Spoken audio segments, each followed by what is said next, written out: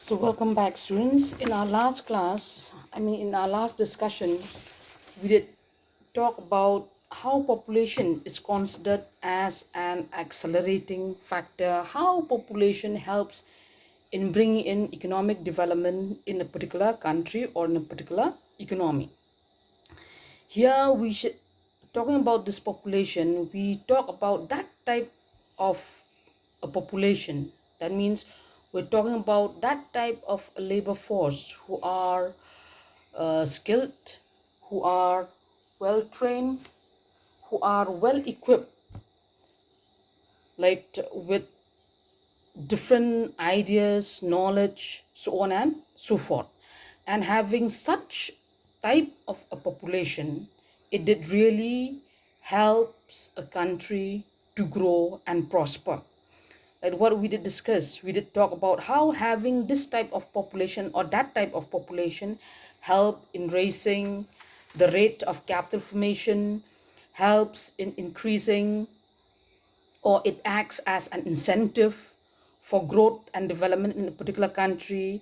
It helps in bringing in new techniques, new technology in a country. It helps or it adds the number of producers. It increases the number of certain type of workers comprises of skilled such as trained doctors, engineers, scientists, so on and so forth. Okay, it also acts as a creator of new knowledge. Okay, all these points that really indicates if we have such type of population, it is really considered as a blessing for a country or for a economy. But how about if we talk about, because if I say population, okay, we cannot just easily conclude like once we have a population, obviously we will have a good, a sound, a good type of a population comprising of skilled, trained professionals, so on and so forth. We also have another type of population which comprises of unskilled, untrained, like illiterate uh, labor force or population, etc. For example, if you look at a country, India, okay, India, it is a country having a huge population, okay. But the thing is, yes, if we just look at the earlier discussion, what we can say is that yes, we can easily conclude that our country, India, it is now a developed country. But that is not true. Why that is not true is because the simple reason, yes, we have a huge, bulky, big population. But talking about what type of a population are we having? Okay. Yes, talking about the quantity, we have many. But if we talk about the quality, it's not good. And this is the reason this population that we are having today, it acts as a retarding factors. It pulls our country down, okay? Because our population comprises of uh, illiterate individuals who are untrained, who are inexperienced, so on and so forth. So now let's just have look at a certain points why or how a population it can be considered as a retarding factor. One point or one factor in which population acts as a retarding factor is that here it says, if you look at the note that I've sent it to you, it says population reduces the rate of capital formation. Okay, earlier we did talk about how population help in increasing the rate of population. If we have skilled manpower or labor force, okay, it encourage the government, okay, to carry on so many developmental works, for example, in the creation or in the setting up of different types of industries, machines, uh, so on and so forth, okay. But if you look at this particular point here, it says it reduces the rate of capital formation.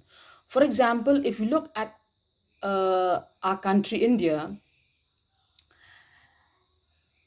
say looking at our country, we have a high birth rate. Okay, and not only that, the low expectation of life.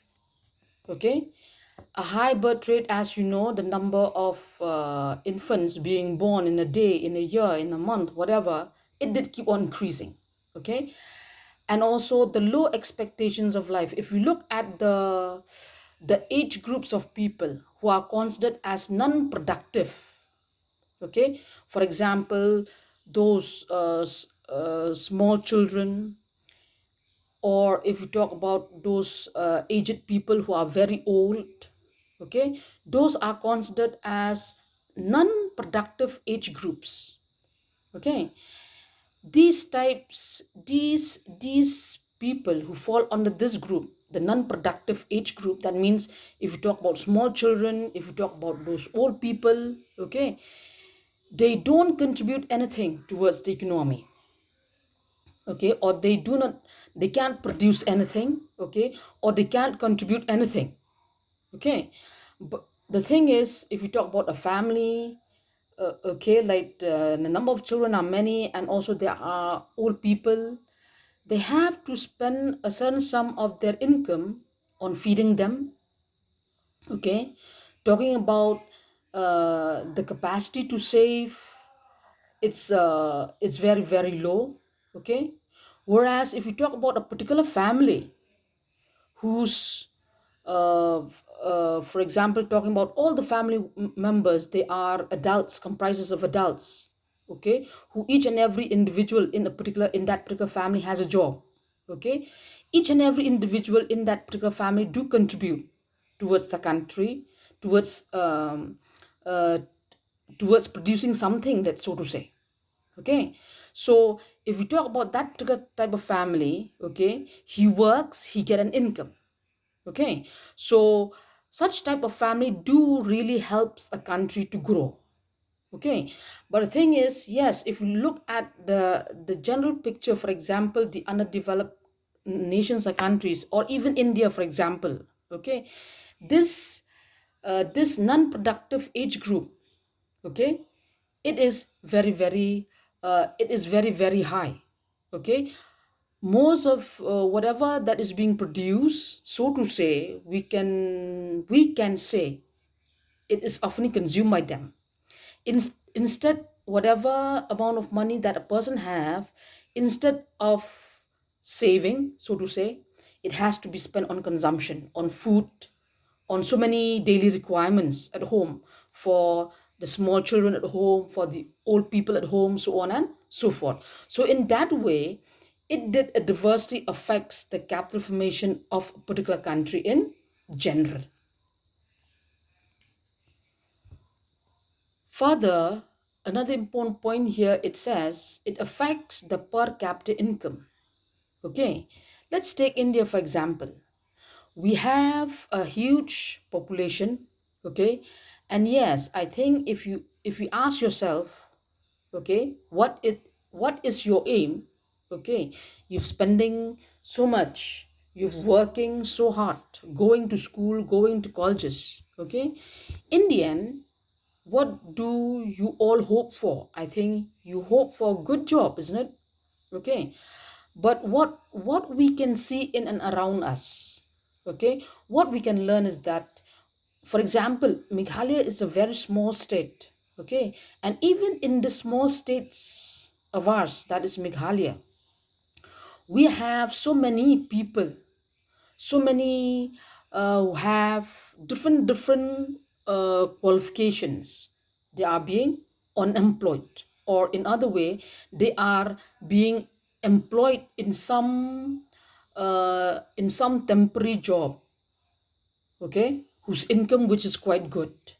Okay, why is that? Is because the government could not provide to each and every individual with a good job, because the numbers are too many. Okay, had we have a small population, okay, the government will be able to provide to each and every individual, especially the educated, the learned individual, with a good job. And if I say a good job, means a good income, the per capita income is good. Okay, But because of this huge bulky population, we can't blame the government. The government cannot provide to each and every Indian with a good job. Okay, so that is how it affect our country. Because I was not provided with a good job, my job is temporary, whose income is very very small. I cannot have a reasonable living standard. My living standard is quite low. Okay, I cannot have the capacity to have good food, so on and so forth. So I'm affected. So not only me, is almost most of the ornery Indian, so to say, for example. So another reason whenever we talk about this population is that it affects the per capita income, the earnings. The per capita income, we're talking about the earnings of each and every individual residing in a country or in an economy. So this is another important factor, how this population, it retards the growth of a country. Okay,